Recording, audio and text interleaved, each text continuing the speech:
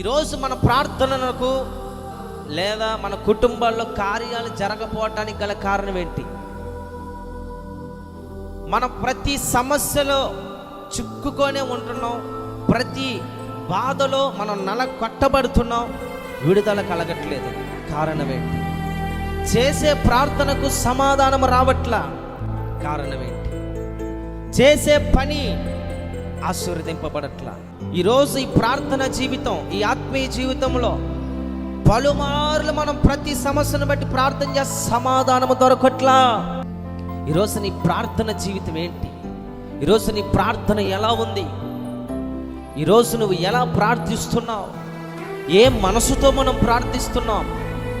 ఈ దీనుడు మొరపెట్టగా యెహోవా ఆలకించెను, అతని శ్రమలన్నిటిలో నుండి అతనిని.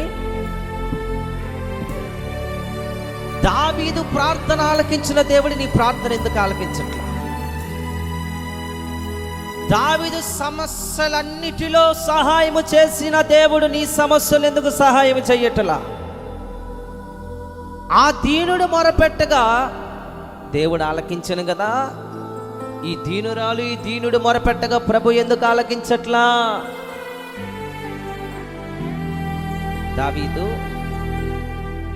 ఈ దీనుడు దీన మనసుతో ప్రార్థించాడు. తన్ని తాను తగ్గించుకొని, నాదేమి లేదు ప్రభువా, నీవే ఏదైనా చేయాలంటే నీవే, ఇదిగో ఈ సమస్యలలో చిక్కున్నా. దావీదు పలుకుతున్నాడు, దావీదు ప్రార్థిస్తున్నాడు, దేవునిని ఆధారం చేసుకున్నాడు. దీన మనసుతో ప్రార్థించగా అతని సమస్యలన్నిటిలో, అతని శ్రమలన్నిటిలో దేవుడు. మరి ఈరోజు నీ సమస్యల దేవుడు ఎందుకు రక్షించట్లా? నీ ప్రార్థనలకు జవాబు ఎందుకు రావట్లా? నీ ప్రార్థన ఆలకిస్తాడు ఎప్పుడో తెలుసా? దీన మనసుతో నువ్వు ప్రార్థించినప్పుడు, నీ సమస్యలను బట్టి నువ్వు దీనుడవై ప్రభు పాదాలు పట్టుకుంటే నీ సమస్యలన్నిటిలో ఆయన తోడుగా వచ్చును గాక.